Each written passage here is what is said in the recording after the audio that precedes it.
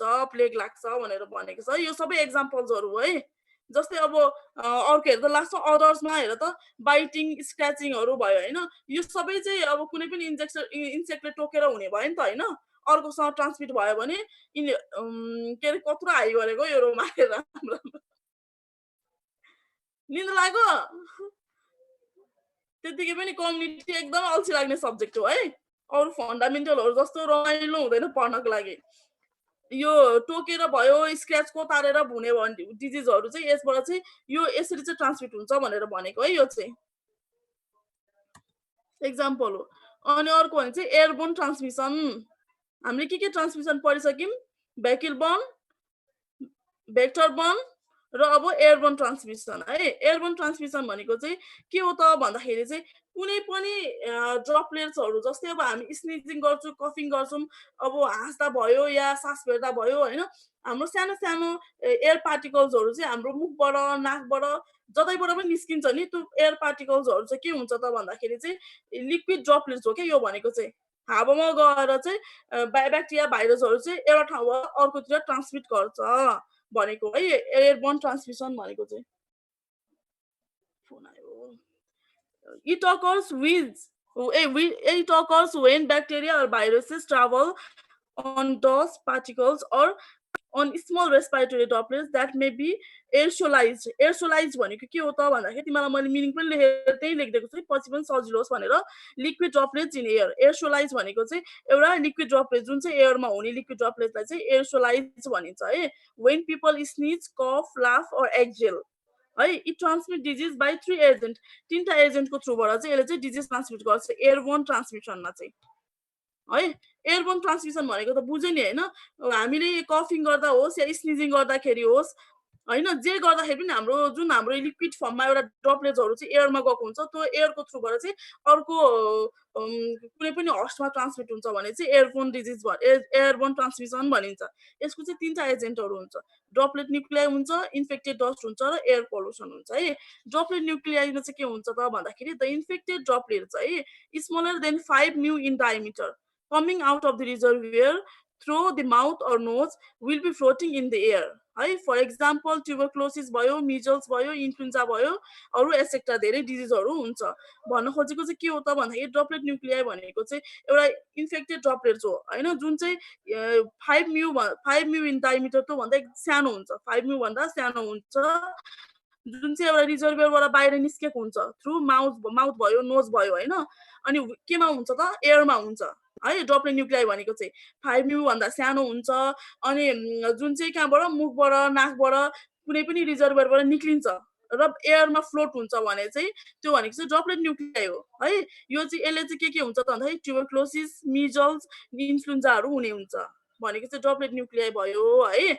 अब इन्फेक्टेड डस्टमा चाहिँ के हुन्छ त भन्दाखेरि यो पनि इन्फेक्टेड ड्रपलेटै हो, तर यो चाहिँ 10 म्यू भन्दा 10 म्यू इन डायमिटर, त्यसको डायमिटर चाहिँ 10 म्यू भन्दा चाहिँ ठुलो हुन्छ, लार्जर हुन्छ है। जुन चाहिँ के हुन्छ त भन्दाखेरि चाहिँ हाम्रो फ्लोरमा होस् या बेडसिट, जुन बेड लिनियनमा भयो होइन, जहाँ पनि गएर चाहिँ के हुन्छ त भन्दाखेरि चाहिँ सेटल हुन्छ, गएर बस्ने भयो।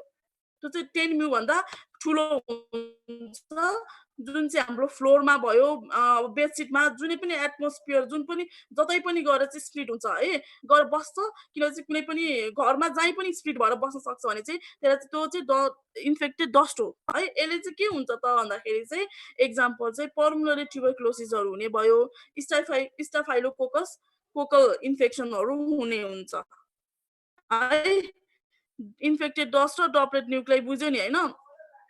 अब अर्को चाहिँ एयर पोल्युसनहरू भयो। जस्तै एयर पोल्युसन हुँदाखेरि चाहिँ के हुन्छ त भन्दाखेरि चाहिँ एयर पोल्युसन त हामी सबैलाई थाहा छ के हो भनेर होइन? यसले चाहिँ के हुन्छ त भन्दाखेरि ब्रोन्कल आजमा, ब्रोन्काइटिसहरू भयो, अनि एलर्जिक रेस्पिरेटरी डिजिजहरू जस्तै रेस्पिरेटरीसँग रिलेटेड सबै डिजिजहरू चाहिँ एयर पोल्युसनले गर्दाखेरि हुने हुन्छ है।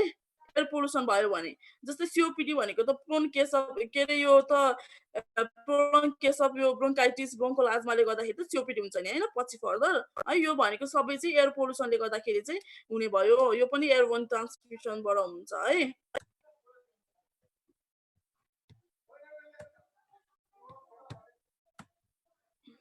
अर्को चाहिँ फोमाइट बर्न ट्रान्समिसन।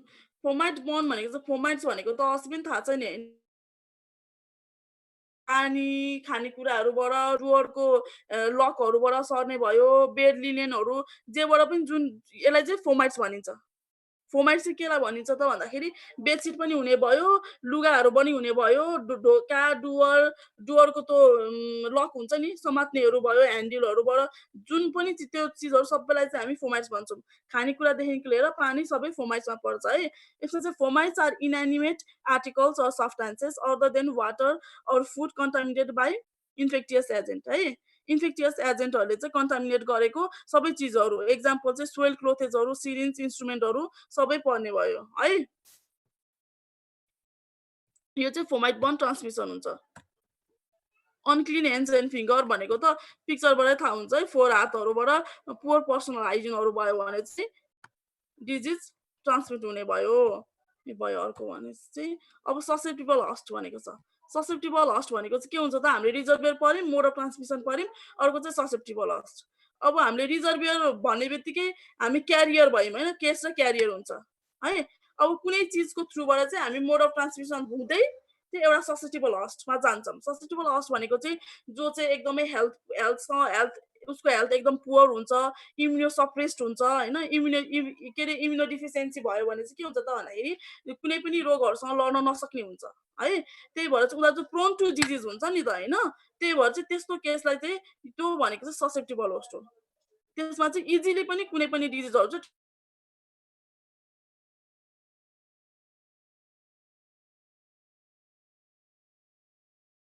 अड्क्यो। खै म्याम हराउनु भयो।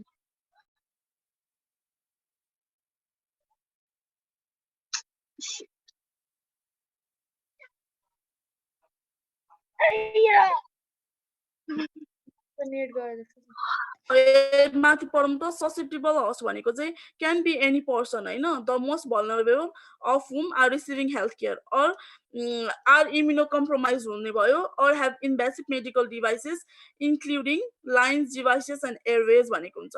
जुनै पनि डिजिजहरू लागेको जस्तै अब तिम्रो हस्पिटलमा बसेको मान्छेहरूलाई डायबिटिस मलाइटस भएर चाहिँ उनीहरू हस्पिटलमा एडमिट भएको हुन्छ। द्याट मिन्स उनीहरूकोसँग चाहिँ इम्युनिटी पावर एकदम धेरै पुवर भएको हुन्छ नि त होइन, अनि इम्युनिटी नै हुँदैन। त्यही भएर चाहिँ उनीहरूलाई चाहिँ जस्तो पनि जुनै पनि चिजको जुनै पनि क्रस इन्फेक्सन्सहरू हुनसक्छ क्या, उनीहरू चाहिँ ससेप्टेबल हस्ट भयो। अरू रोगहरू पनि उनीहरूलाई लाग्न सक्ने हुन्छ। जस्तै हस्पिटल एक्वायर्ड निमोनियाहरू पनि हुन सक्ने भयो उनीहरूलाई होइन। त्यही भएर चाहिँ यो ससेप्टेबल हस्ट भनेको चाहिँ त्यो हो है। बुझ्यो नि सबैजनाले ससेप्टेबल हस्ट भनेको। अनि यसको चाहिँ 4टा स्टेजेस हुन्छ। पोर्टल अफ इन्ट्री हुन्छ, साइट अफ इलेक्सन हुन्छ र portal of exit, low grade immunity भनेर भनेको भयो। यो सबै स्टेजेसहरू है ससेप्टेबल हस्टको। बुझ्यो अहिलेसम्म? यस म्याम। को आयो सबैजना? सुजता, अरू को भर्खर आएको? सुजता भयो, अनि पुष्पिता, प्रसन्ना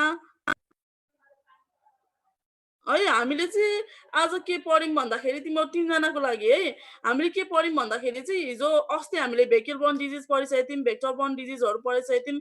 भेक्टर बोर्न डिजिजमा पनि हामीले मेकानिकल ट्रान्समिसन पढिसकेको थियौँ। मेकानिकल ट्रान्समिसन पछाडि चाहिँ आज हामीले बायोलोजिकल ट्रान्समिसन पनि पढ्यौँ होइन। त्यस पछाडि चाहिँ फोमाइट्स के अरे अनक्लिन ह्यान्ड्स एन्ड के भनेको होला मैले भयो फेरि, यो फोमाइट बोर्न ट्रान्समिसन पढ्यौँ होइन, एयरबोर्न ट्रान्समिसन पढ्यौँ। त्यस के पछाडि भन्नु चाहिँ हामीले आवाज आएन क्लियर, कटै कटै आवाज आउँछ आवाज म्याम। आएन। आज हामीले चाहिँ बायोलोजिकल ट्रान्समिसन पढ्यौँ होइन। त्यस पछाडि चाहिँ एयरबोर्न ट्रान्समिसन पढ्यौँ। त्यस पछाडि फोमाइट बोर्न ट्रान्समिसन पढ्यौँ होइन। त्यस पछाडि अनक्लिन ह्यान्ड्स एन्ड फिङ्गर पढ्यौँ है, अनि ससेप्टेबल हस्ट पनि पढिसक्यौँ। द्याट मिन्स के सक्यो त हाम्रो डाइनामिक अफ डिजिज ट्रान्समिसन। अब चाहिँ डाइनामिक अफ डिजिज ट्रान्समिसन भनेर सोध्यो भने तिमीले के गर्नु पर्यो भन्दाखेरि चाहिँ रिजर्भियरको बारेमा लेख्न पर्छ, अनि मोड अफ ट्रान्समिसनको बारेमा लेख्न पर्छ, र अर्को चाहिँ ससेप्टेबल हस्टको बारेमा लेख्न पर्छ है। तिनटै कुरालाई चाहिँ इन्क्लुड गर्न पर्ने हुन्छ।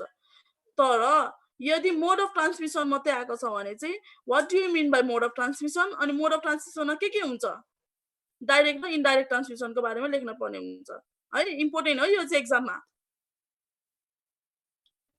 अहिले भरे नोट दिन्छु सुजाता, प्रसन्ना अनि पुष्पिता सबैजनालाई नोट दिन्छु, सबैजना नोट राइटिङ गर्ने अनि के अरे नोट लेख्दा लेख्दै के बुझेन भने फोन गरेर मेसेज गर्ने ल मलाई, अनि म बुझाइदिन्छु है। अनि अरूहरूलाई पनि अरू जति पनि साथीहरू हुनुहुन्छ नआएको उनीहरूलाई पनि सर्कुलेट गरिदिने नोटहरू चाहिँ उनीहरूले म मेल गरिदिन्छु सबै एकैचोटि नोट, यसको नोट अब अहिले लेखिहाल्ने भने चाहिँ म फोटो खिचेर पठाउँछु होइन, नत्र भने म मेल गरिदिन्छु पछि यो युनिटको म्याम सकेपछि। भाइबरमै के भन्छ मेसेन्जरमै पठाइदिनु न। ल ल ल मेसेन्जरमा इमेल नगरिदिनु, होइन मेसेन्जरमै छोडिदिनु। अनि मेसेन्जरमा अलिक बल्क हुन्छ नि त त्यो। हजुर दुईटैमा गर्नु न त। इमेल नै गरिदिनु अनि त्यसपछि मेसेन्जरमा नै पठाइदिनु न स्क्रिनसट गरेर। ल ल ल ल अब त्यति पढिसक्यौँ। अब हामी अर्को के पढ्ने त भन्दाखेरि इपिडर्मोलोजिकल एप्रोच है, यो मात्रै पढौँ, स्टेप चाहिँ भोलि पढ्छौँ है हामी। इपिडर्मोलोजिकल एप्रोचमा चाहिँ अब के हो त इपिडर्मोलोजिकल एप्रोच भने चाहिँ यसमा चाहिँ दुई खालको हुन्छ यसको चाहिँ। The epidemiological investigation to health problems involves two basic approaches, दुईटा एप्रोचेस हुन्छ इपिडर्मोलोजिकल एप्रोचेसमा है। अर्को चाहिँ के हो त सुरुमा चाहिँ आस्किङ क्वेसन है, क्वेसन्सहरू सोधेर हेल्थ रिलेटेड भेरियस क्वेसन्सहरू सोधेर भयो, र अर्को चाहिँ के हो त भन्दाखेरि चाहिँ मेकिङ कम्पेरिजन है, कम्पेयर गरेर एउटाबाट अर्कोसँग, जस रुरल एरियाजबाट अरू अर्बन एरियासँग कम्पेयर गरेर हुन्छ कि या कुनै पनि सिजनहरूसँग कम्पेयर गरेर हुन्छ कि, यसमा चाहिँ इपिडर्मोलोजिकल एप्रोचमा चाहिँ त्यस्तो हुन्छ है। एउटा चाहिँ क्वेसन सोधेर भयो, अर्को चाहिँ कम्पेरिजनहरू गरेर गर्न सकिन्छ। अब मेकिङ क्वेसनमा चाहिँ के हुन्छ त, यस इपिडर्मोलोजिकल एप्रोच चाहिँ दुईटा खालको हुन्छ के, दुईटा वेले गर्न सकिन्छ इपिडर्मोलोजिकल एप्रोचमा चाहिँ। एउटा चाहिँ आस्किङ क्वेसन होइन, अर्को चाहिँ मेकिङ कम्पेरिजन। आस्किङ क्वेसनमा चाहिँ the key information can be approach through a series of questions होइन, के भनेको छ त भन्दाखेरि चाहिँ एउटा के इन्फर्मेसन्सहरू चाहिँ हामीले चाहिँ के को थ्रुबाट लिन सकिन्छ त भन्दाखेरि चाहिँ सिरिज अफ भेरियस अफ क्वेसन्सहरू चाहिँ हामीले थ्रो गरेर या सोधेर होइन के अरे हामीले लिन सक्छौँ, इन्फर्मेसनहरू लिन सक्छौँ। जस्तै हेल्थ रिलेटेड टु हेल्थ इभेन्ट्सहरूसँग रिलेटेड चाहिँ कस्तो क्वेसन्सहरू हुनसक्छ त, what are the actual and potential health problems, its manifestations and characteristics है। के हुन्छ त यसको कुनै पनि हेल्थ प्रब्लम्सको चाहिँ मेनिफेस्टेसन भयो, क्यारेक्टरिस्टिक्स चाहिँ कस्तो हुनसक्छ र भनेर पनि एउटा क्वेसन भयो भने, अब अर्को चाहिँ हु आर एफेक्टेड, को एफेक्टेड हुन्छ, कुन चाहिँ एज ग्रुपको हुन्छ, मेल हुन्छ कि फिमेल हुन्छ, या कुन चाहिँ सोसल क्लास, हाई क्लासको हो कि मिडल क्लासको हुन्छ कि लो क्लासकोलाई चाहिँ बढी एफेक्टेड हुन्छ भनेर सोध्ने भयो होइन, यो चाहिँ हेल्थ रिलेटेड भयो है। अर्को चाहिँ where are they occur in terms of place, कहाँ चाहिँ कुन चाहिँ ऊ चाहिँ अलिक भल्नरेबल छ त, कुन चाहिँ प्लेसलाई चाहिँ बढी अकर हुन्छ भन्ने भयो। अनि which populations are increase at risk, कुन चाहिँ पपुलेसन्सहरू चाहिँ हाई रिस्कमा हुन्छ भनेर अर्को क्वेसन भयो भने, when does it happen in terms of day, month र सिजन एक्सेट्रा, कतिखेर अकर हुन्छ त, कतिखेर यो डिजिजहरू चाहिँ हुने भयो त, कुन चाहिँ टाइममा भन्ने भयो है। अनि अर्को भनेको चाहिँ why does it happen in terms of contributing or causative factors, किन हुने भयो त, विच प्रब्लम्स हेभ डिक्लाइन्ड, कुन चाहिँ प्रब्लम्सहरू चाहिँ डिक्लाइन हुँदै गएको छ, which problems are increasing or have the risk to increase होइन, कस्तो कस्तो प्रब्लम्सहरू चाहिँ इन्क्रिजिङ हुँदैछ, अनि अझै धेरै इन्क्रिज हुनु चाहिँ कस्तो कस्तो के अरे रिस्क अरू छ, अरू डिजिजहरू चाहिँ इन्क्रिज हुनको लागि भन्ने भयो होइन। अब चाहिँ हेल्थ एक्सनमा चाहिँ related to the health action है। अर्को चाहिँ अघि चाहिँ रिलेटेड टु के थियो त हाम्रो, रिलेटेड टु हेल्थ इभेन्टसँग रिलेटेड चाहिँ यस्तो क्वेसन्सहरू चाहिँ हामीले सोधेर चाहिँ कुनै पनि कि इन्फर्मेसन्सहरू चाहिँ हामीले गेन गर्न लिन सक्छौँ है। अब अर्को चाहिँ related to health actions related, what can be done to reduce the problems and its consequences, अघि जस्तो कुराहरू थियो त्यसलाई चाहिँ हामीले चाहिँ जुन हेल्थ प्रब्लम्सहरू छ नि अघि कसरी थाहा पाउँछौँ भने तिमी यसको कन्सिक्वेन्सेसहरू मेनिफेस्टेसन्सहरू चाहिँ के हुनसक्छ त भनेको छ भने, यसलाई चाहिँ त्यो प्रब्लमलाई चाहिँ रिड्युस गर्नलाई चाहिँ कस्तो कस्तो के गर्न सकिन्छ त है, what can be done to reduce the problem and its consequences, यसको इम्प्याक्टहरू यसको प्रब्लम्सहरूलाई चाहिँ रिड्युस गर्नलाई चाहिँ हामीले के हेल्थ एक्सनहरू गर्न सक्छौँ भनेर चाहिँ क्वेसनहरू बनाउन सकिन्छ भने, how can it be prevented in the future, फ्युचरमा चाहिँ यो डिजिजहरूबाट चाहिँ प्रिभेन्ट गर्नलाई चाहिँ के गर्न सकिन्छ, what action should be taken by the community to prevent and manage the problem है। त्यस्तो कुराहरू आउँछन् action taken by the health services action take by the other service sectors where and for whom this activities carried out यो कुराहरू तिमीहरू क्वेसनहरू भयो note writing गर्दाखेरि हेर्ने है अनि अब मेकिङ कम्पेरिजनमा चाहिँ के हुनसक्छ त भन्दाखेरि this approach is to make comparisons and इन्फरेन्सहरू ड्र गर्नको लागि भयो कम्पेरिजन एउटाबाट अर्कोसँग कम्पेयर गर्नको लागि चाहिँ हामीले चाहिँ कम्पेरिजन गरेर पनि कुनै पनि इन्फर्मेसन्सहरू चाहिँ लिन सक्छौँ भनेर भनेको छ यो एपिडेमियोलोजिकल एप्रोचमा है यसमा चाहिँ comparisons can may be made between different population at a given time rural कि नभए अर्बन पपुलेसनहरू जुनै दुईवटा पपुलेसनलाई चाहिँ हामीले कम्पेयर गरेर चाहिँ कुनै पनि इन्फर्मेसन्सहरू लिन सकिन्छ भने चाहिँ अर्को चाहिँ सब ग्रुप अफ पपुलेसन जस्तै मेल र फिमेलको पपुलेसनमा चाहिँ अब कुन चाहिँ बढी एफेक्टेड हुन्छ होइन दुईवटालाई चाहिँ कम्पेयर गरेर चाहिँ हामीले चाहिँ इन्फर्मेसन्सहरू लिन सकिन्छ भने चाहिँ एउटा चाहिँ सिजनहरू जस्तो जुनै पनि पिरियड अफ यो बिट्विन भेरियस पिरियड अफ अब्जर्भेसनमा चाहिँ के गर्न सकिन्छ भने डिफ्रेन्ट सिजन्सहरू अब विन्टर समर सिजन भयो होइन रेनी सिजन होइन कुन चाहिँ सिजनमा चाहिँ बढी चाहिँ मान्छेहरूलाई चाहिँ इन्फेक्सन हुन्छ भनेर पनि हामीले चाहिँ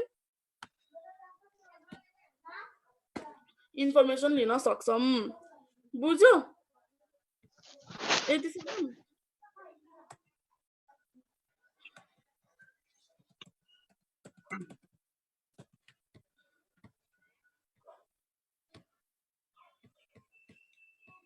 ल बुझ्यो कि बुझेन यतिसम्म बुझेँ म्याम सबैले बुझेको हो 1 2 Yes, ma'am.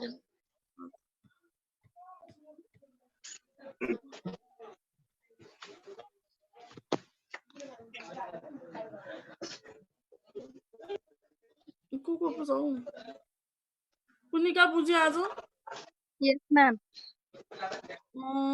Elisa Anisa Yes, ma'am.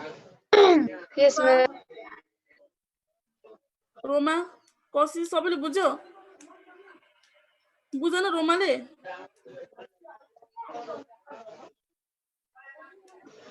Pushpita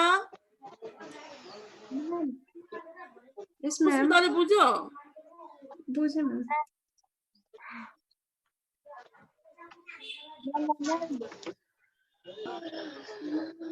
कसिसले बुझ्यो कसिस बिचमा हराएको एकछिन बायोलोजिकल ट्रान्समिसन ए ल आज कस्तो धेरै तर कनेक्सन पनि कस्तो क्यार आइरहेको छ तले तिमीहरूको पनि बोलेको बुझेको छैन मैले नेटै अप्सन चल्दैन म्याम आज पानी परे भएर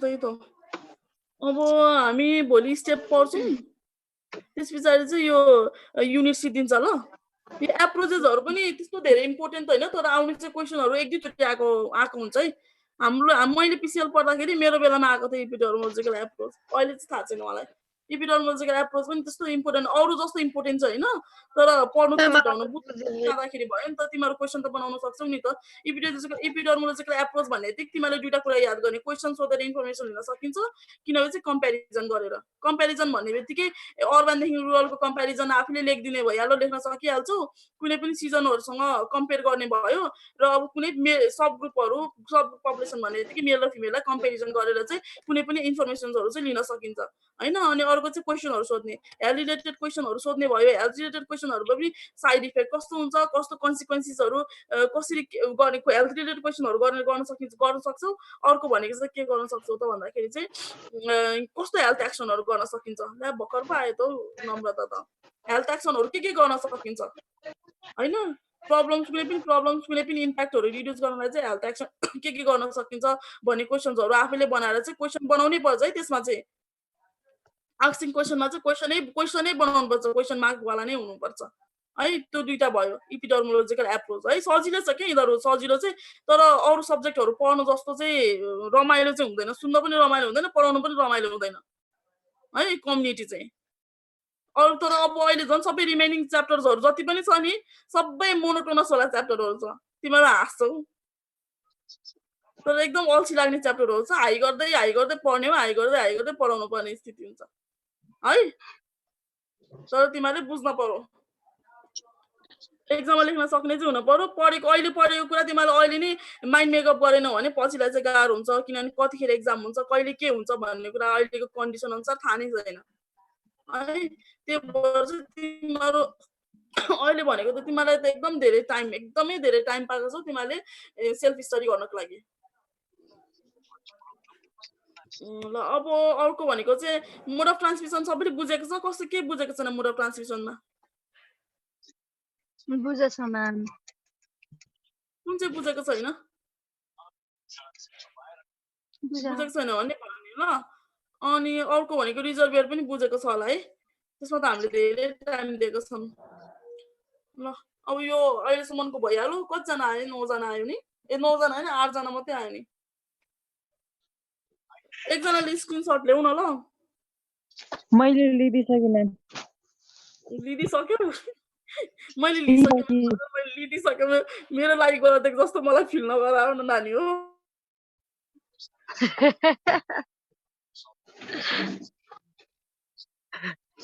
तिमीहरूको नि यो ग्यालेक्सी J2 त्यस्तो छ नि रेडमी भनेर भन्नु नाम राख्नु मिलेन अरूको जस्तो अरूले त नाम राखेको छ त त्यहाँ नाम लेख्नु पर्ने त्यहाँनिर मोबाइलको नाम लेख्नुहुन्छ तँ नाम लेख न मैले फोटो खिच्दाखेरि नाम आउँछ क्या तिमीले स्क्रिनसट गर्दा पनि नाम को एटेन्ड भएको छ क्लासमा भन्ने कुरा थाहा हुन्छ नि त हैन प्रुफ एज अ प्रुफ हो नि त हामीले राख्न पर्ने